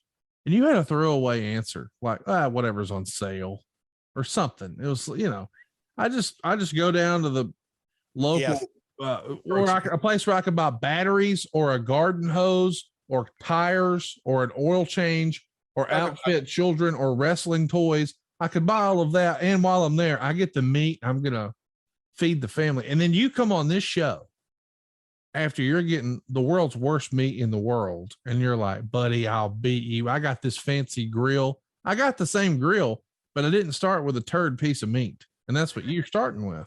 So it would not surprise me if you had like a honky tonk man level turkey over there. Oh, and I've got like a really good turkey. Like I'm just starting so far ahead of you. Look, you invoking Wayne. Don't look, you are, you know what, your turkey, if my turkey is like the honky tonk man, your turkey's like gobbledygooker. That's simple. It is that simple. You are the gobbledygooker of turkey grilling. It's not true. And I'm going to have a lot of people tweet you. Huh? I'm going to have a lot of people who are on Twitter who've had my turkey come back me up and save me. But I do want to ask, since you brought up the gobbledygooker, in your opinion, Jeff, what's the worst gimmick since the gobbledygooker? Oh, Lord, don't get me started on that. Next week, Jeff, we're going to start talking about your transition right into your run of WCW 1999. For the third time in 4 years, you jumped ship because that was the problem. It was never you. And you Here we go. Off with Vince McMahon's cash. You're reunited with your favorite Vince, Mr. Russo, running the show. And we're going to cover all of that all the way up until Mayhem 1999. So next week's show is called Mayhem 99. But I want you to remember that what we're really talking about is your jump to WCW and that first little bit up to that first pay-per-view. What do you think we might be covering when we talk about the early days of your WCW 99 run? Oh, my Lord. Guitars, stock options, my conversations with Vince McMahon post leaving, sort of getting the lay of the land and Mayhem 99. Do you know the location of that? Let's drill in that. That'll spark a memory because I have Mayhem 99. So October, November, December. So it's a November pay-per-view from Toronto, Ontario, Canada, November 21st. Oh, Lord. Chris Benoit, Ty Domi. I had a stinger. I laid in a hotel bed for about 12 hours. If I remember correctly, Benoit hit me with a guitar. It's gonna be fun. You deserve it. Yeah, no, okay. It is this. Are you not? Do you have any ounce of gratitude in your body? And you just threw out. Sure, but it's when we finish the show. It's not now. Okay. Like it's all that's all fair, but how did I deserve a guitar shot? Well, you'll find out next week. First of all, you're a channel changer. You deserved a title shot, not a title shot. You never deserved a title shot. Shut up. You deserved a guitar shot just by showing up. You come out with those that at least in WCW, you took off the Dick Dancer outfit. It's gone now. Now we've got the Bob Vila. You're here to do home renovations. I mean, seriously, if you showed up looking like that at my dad's house in 1999, he would assume you're there to like put on a deck on the back of the house or something. It hired me on the spot, right? No shirt. Yeah, right? Probably because no shirt, black jeans. All I needed was my work boots, work belt, hammer on one side, nails, slide rule. I don't even know how good you would have been at that. Arn Anderson said you never were a carpenter. I don't even know what that means, but we'll have to ask next. Oh, we're having fun. Good we stuff. Hope you guys have a great Thanksgiving. We're looking forward to talking about Jeff and WCW next week. It's going to be a fun finish to the year. I guess we should go ahead and give a tease. I sort of nicknamed it on the show a few weeks ago, Daddy Buys Dallas. But the idea that Jerry Jarrett, the world famous Memphis wrestling promoter, is now going to try his hand in the Von Erich territory of world class with the Von Erich boys. That's coming up by the end of the year. And Jeff, I have a sneaking suspicion that might be one of the sleeper shows that people talk about for a long, long time. I'll say this, we've had a running joke on picture money. Yeah. I'll say my picture money grew exponentially during this little soiree down into everything. They say everything's bigger in Texas. Well, you ain't kidding. ESPN, can you imagine every afternoon at 3:00 being on ESPN nowadays? That was the Texas time slot, the USWA time slot that came out of Daddy Buys Dallas. Kevin and Carrie and the Crow's Nest and Sportatorium and Tony Falk and Percy Pringle, and man, we had a lot of fun. What's the worst time slot? ESPN 3 afternoon, Fox Sports Net 4 in the afternoon, or Friday night anytime, any station? What's the worst time slot of those 3?